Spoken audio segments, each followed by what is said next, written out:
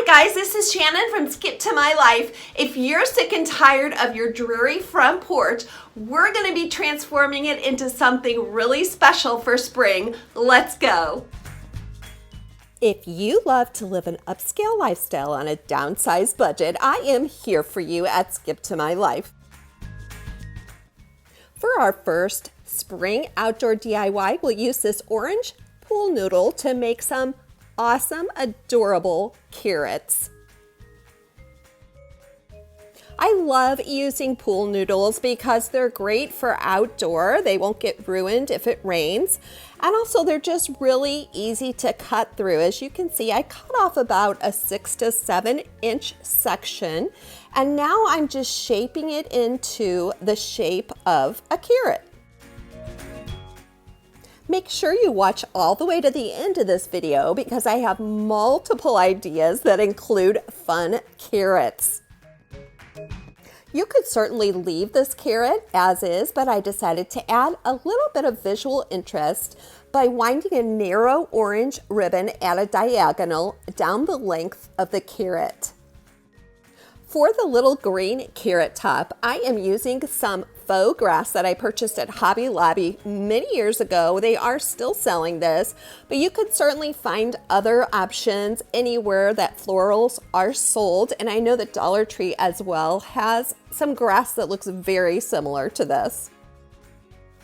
I'm actually going to show you two ways that you could use this, either single carrots in a wreath, or if you wanted to group a bunch of them into threes and use those for decor, that's also a fun idea.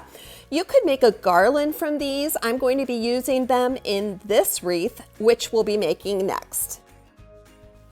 I find that it's easier to work with pool noodles in a wreath form if you give them a little help in forming that circle. So I wound mine with a rubber band and left it for a couple hours just so it could kind of make that natural curve.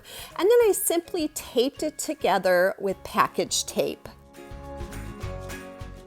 If you'd like to get the little creases out, I find that it's really helpful to use a blow dryer on a hot setting, and it usually helps that plastic just to mold a little bit flatter.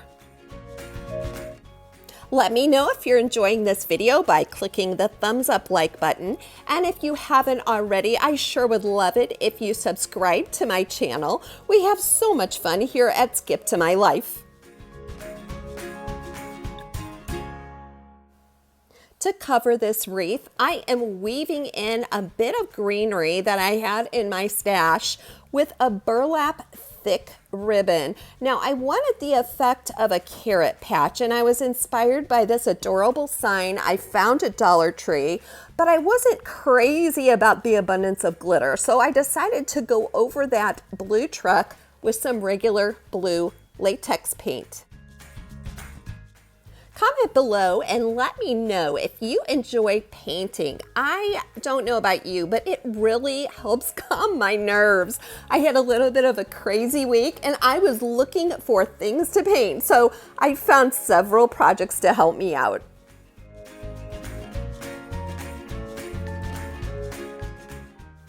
We'll be attaching this sign to the wreath, and the easiest way I found to do that is to glue 2 chenille stems to the back of the sign and then overlay with a gluing ribbon to the top of those stems just to keep them in place. Now I want to give credit to the station Olivia's Romantic Home where I got this idea, and if you're not familiar with her channel, check it out. She has an abundance of wonderful decor ideas.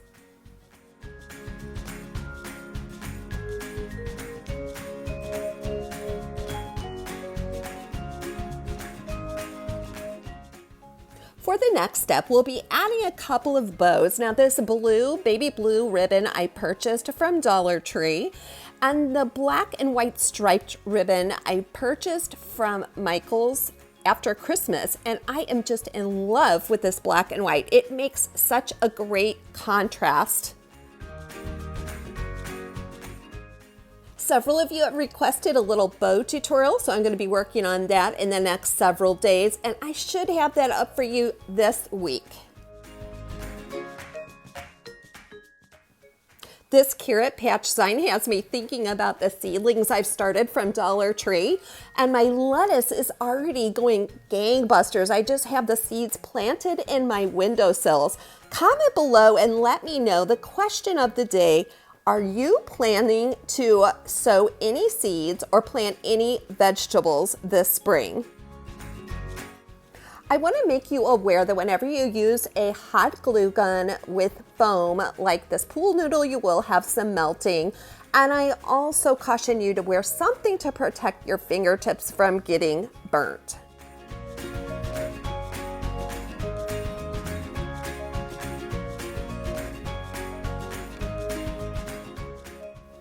I was looking for a big statement piece for my front flower bed, and so I decided to make 3 Easter trees.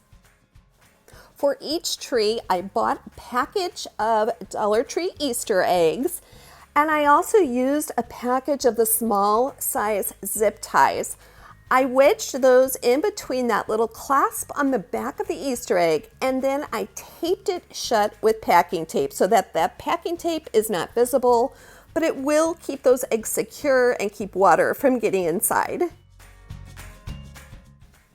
One of the reasons I was inspired to make this craft is because I saw my 3 tomato cages sitting in the yard, and I am not ready to use them for tomatoes yet. So I decided, hey, this would be a great form for an Easter tree. So I started by zip tying with a larger zip tie that top portion, the spikes that normally go in the ground, together to form a tree shape. And then I zip tied all of those plastic Easter eggs to the intersection of the wire form. If you're having fun watching this video, don't forget to click the like, thumbs up button and let me know. For each Easter tree, you'll need 2 rectangular plastic tablecloths. You want to make sure that you cut those into sections of 3 going lengthwise. So do not cut them widthwise. It won't be long enough. Cut them lengthwise, and I cut them into 3 sections, and then you'll end up with about 6 very long strips of plastic tablecloth.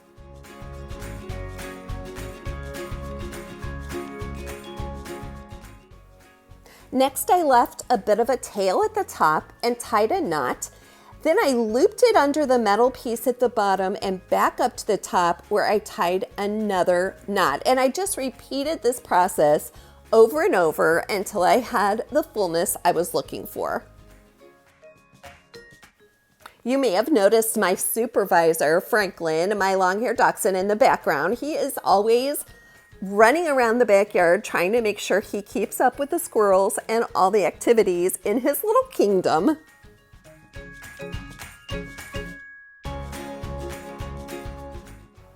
I chose to do each tree in a solid color, but I also thought it would be really pretty to make the trees multiple colors. So if you decide you're going to try that idea, let me know below. I would love to see how it turned out.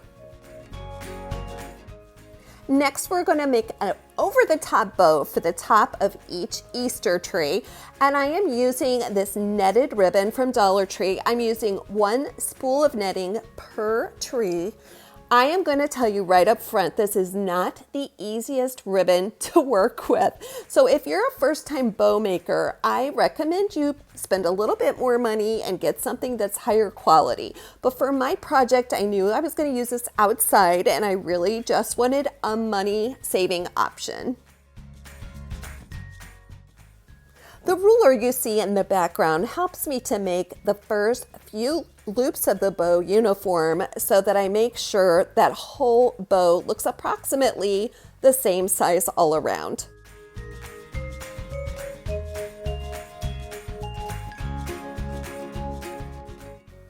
I have linked to my spring playlist below, and I sure hope you will take a look at some of the other fun videos I've created. I have so much more for you coming up this spring, so I sure hope you will subscribe to Skip to My Life.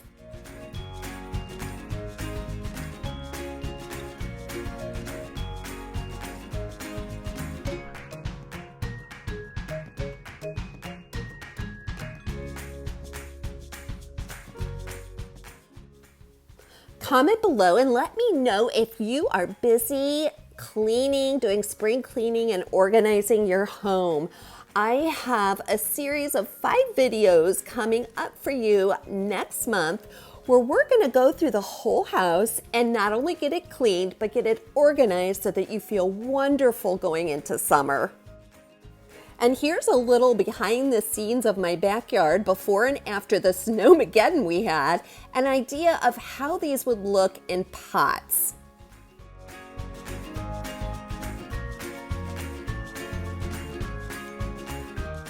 Hi guys, so as you can see, it's a really windy day here, and there's no way that these Easter trees are going to stay put unless I anchor them somehow. So you could get these landscape pins, and if you've never seen them before, this bag, you can see they're about 3 inches long into the soil, and this bag of 75 costs $10, so they're really affordable. I use them usually for landscape fabric, but they'll be perfect for this project.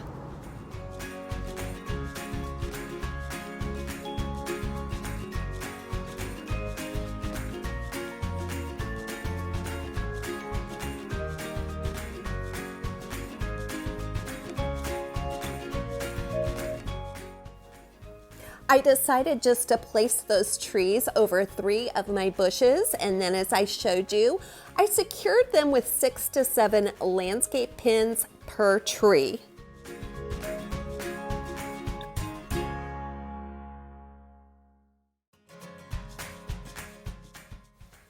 For our last spring DIY outdoor project, I decided to try my hand at making one of those trendy wooden signs for my front door.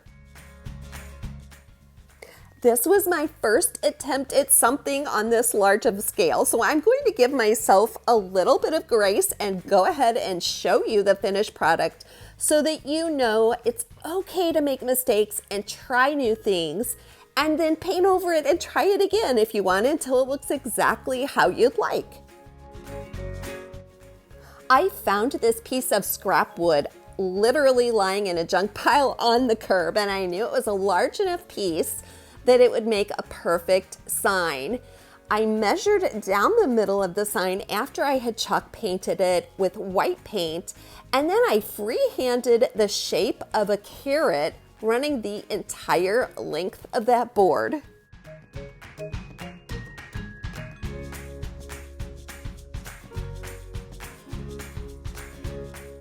I told you that I had a little bit of a crazy week this week, and I will say that painting these large shapes just with a single color, for some reason, it's like an adult coloring book. It was so therapeutic. So if you're feeling stressed at all, I highly recommend this.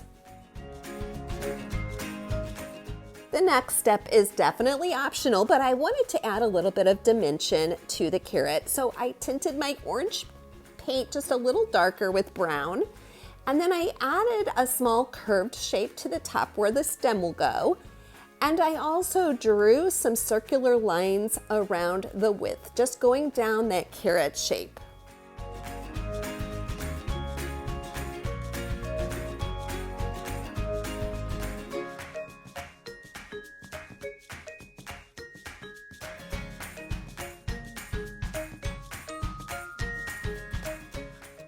I sure hope that you come over to Instagram and check me out at Shannon Skip to My Life.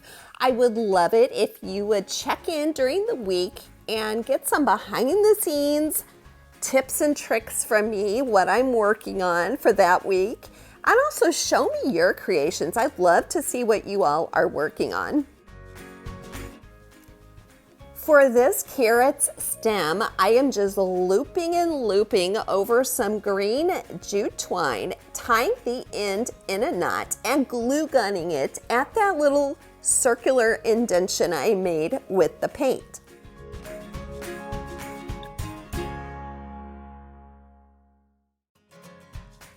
Now it's time to give the stem a haircut. So you can just cut it to whatever your liking is.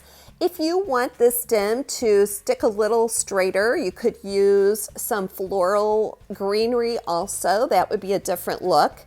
And then to create the letters from the sign, I just purchased a sheet of these repositional sticker letters from Dollar Tree. Now those help me make the outline of the word hello.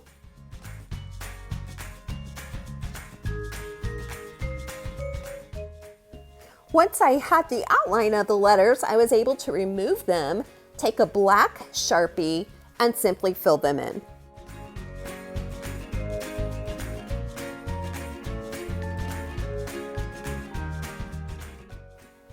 I wanted to write the word spring down the length of that carrot, and so I measured out the length of the total carrot and divided it by 6 sections, and each one of those sections would be one letter in the word spring. This is a simple method for those of you who don't own a Cricut and maybe aren't real confident with your hand lettering to make things look just a little bit more uniform.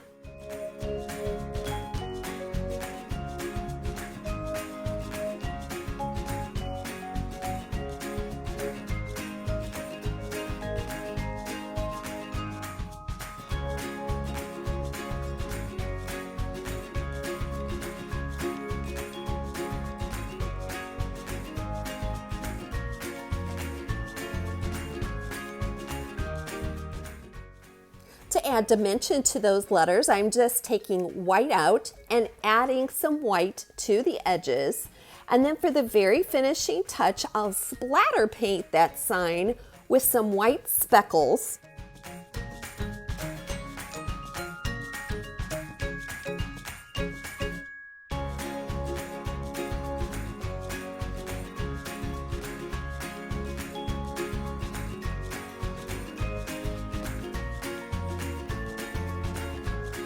Thanks for coming along on today's episode, and don't forget, comment below and let me know your very favorite idea.